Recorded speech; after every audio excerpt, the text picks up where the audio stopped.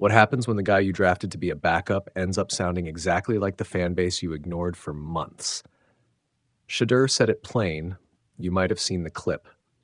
The hardest thing in this game right now is just having trust. It's so detailed. It's a challenge, but I know we're going to be able to get over the challenge. It just expedites everything. You just go out there and take risks. It is what it is.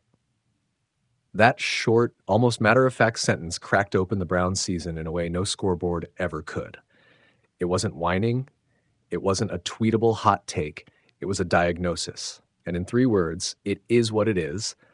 A 5th-round rookie did what thousands of angry comments and late-night callers could not. He named the cost of Cleveland's chaos. Let me be blunt. This season has looked like a project gone sideways. The Browns shuffled quarterbacks like trading cards.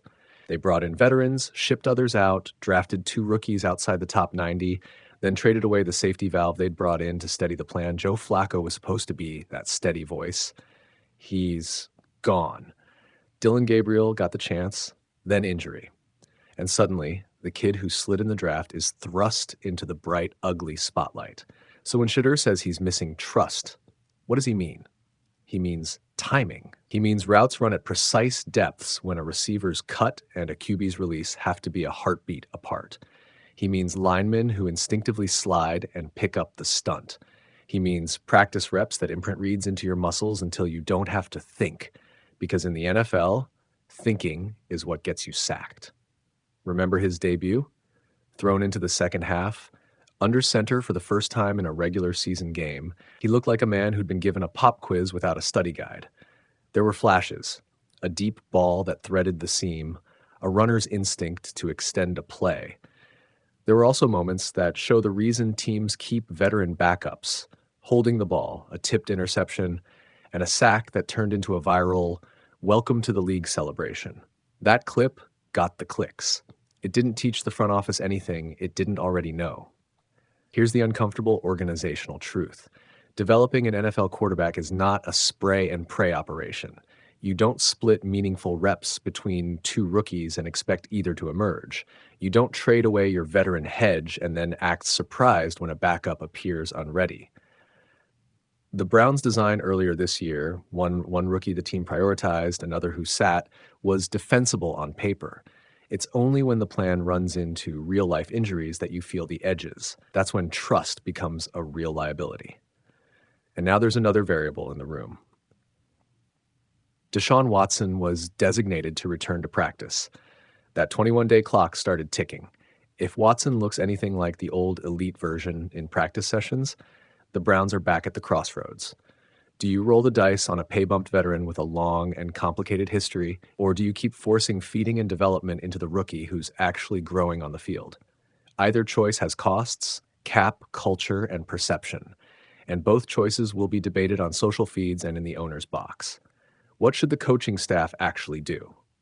If you want to fairly evaluate Sanders, there are concrete, boring things to do. Simplify reads, script early drives, max protect early snaps, and design plays that reward his natural instincts without asking him to invent new footwork on the fly.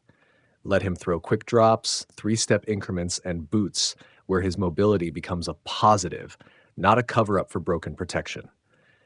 Give him a week of real first-team reps if he's going to be your starter that Sunday. Don't audition him on a throwaway half game and pretend the tape tells the whole story. Fans are tired, and rightly so. They watch a roster that spent dollars on a signal caller who hasn't been on the field, while a kid they loved in college sat watching from the sideline.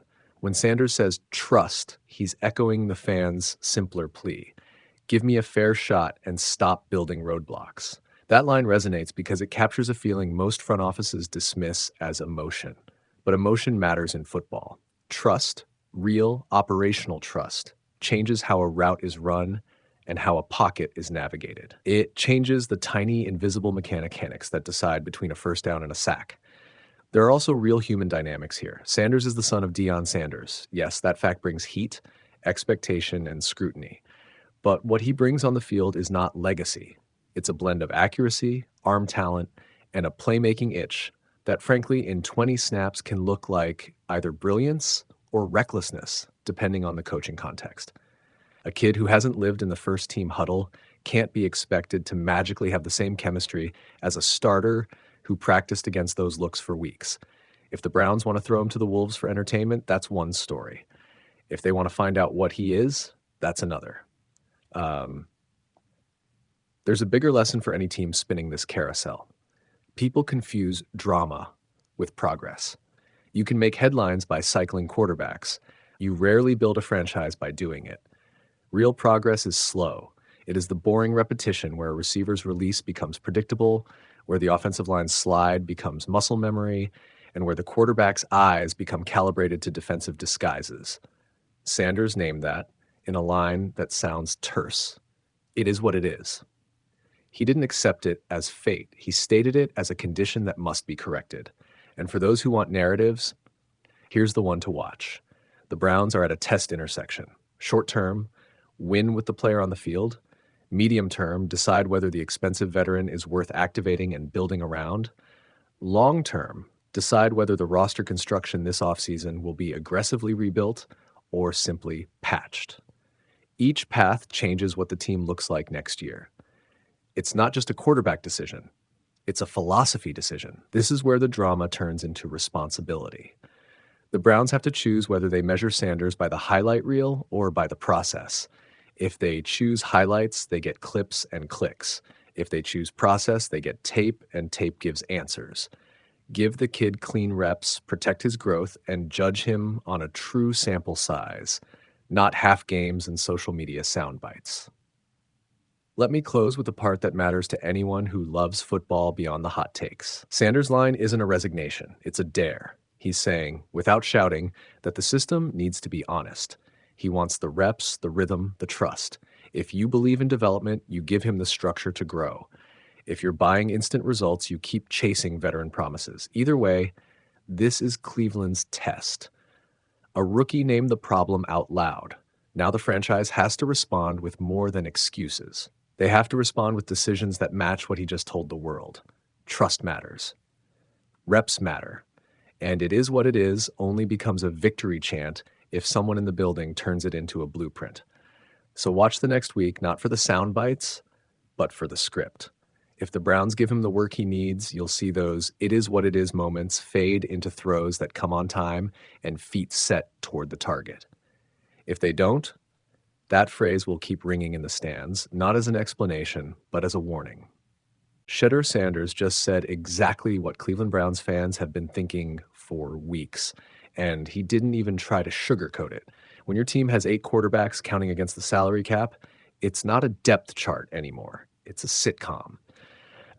From Kenny Pickett to Joe Flacco to Dylan Gabriel to Shedeur Sanders, the Browns have been spinning the quarterback wheel like they're hoping to land on franchise guy by sheer luck.